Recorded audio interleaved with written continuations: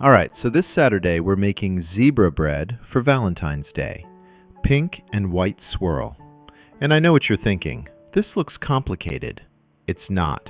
I'm going to walk you through the whole thing right now, so when Saturday comes, you already know what you're doing. So we start with something called Tangzhong.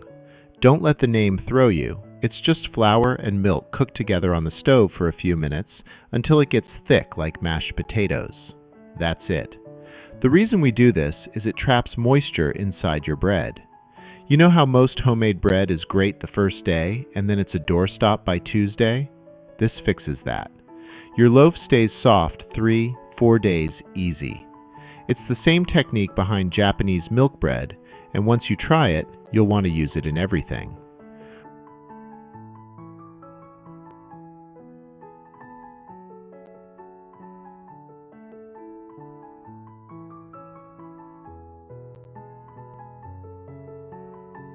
Okay, so once your dough is mixed and it's feeling good, you're going to weigh it and cut it right in half.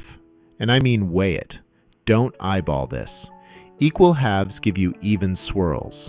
One half stays white. The other half is where we add the color. In our recipe, we're using beetroot for that pink, but if you don't have beetroot, use what you've got. Cocoa powder gives you a chocolate brown. Matcha gives you green. Pumpkin puree gives you orange. They all work the same way. Now here's where I need you to pay attention because this is the part that trips people up. When you add that beetroot to your dough, you're adding moisture. So your pink half is going to get wetter and stickier than your white half. You've got to bring it back. Add flour, a tablespoon at a time, and keep mixing until both halves feel the same in your hands. If one is soft and the other is firm, your layers are going to mush together instead of staying separate. So take your time here, match them up. And one more thing, handle your white dough first. Get it shaped, get it set aside. Then work with the colored dough. Beetroot will stain your hands, your counter, your towels, everything. You don't want pink fingerprints all over your white dough. Alright, now we get to the fun part. This is lamination. Sounds fancy.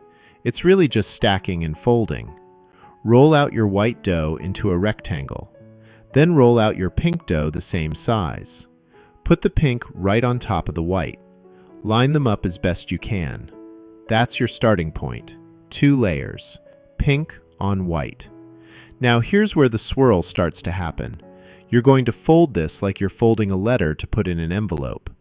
Bottom third comes up. Top third folds down over it. Look at that from the side. You can already see the layers alternating. Pink, white, pink, white. Turn the whole thing 90 degrees. Roll it out flat again. Same size rectangle. Fold it like a letter one more time. Now you've got 18 layers in there. You can do it a third time if you want to get real intricate, but honestly, 2 folds gives you a beautiful swirl. Don't overthink it. You'll see when you slice it.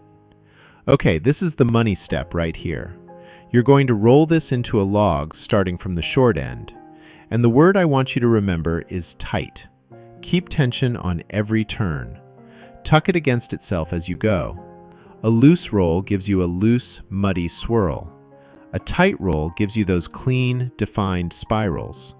You can already see it forming from the end. Pink and white wrapping around each other. That's your bread in there.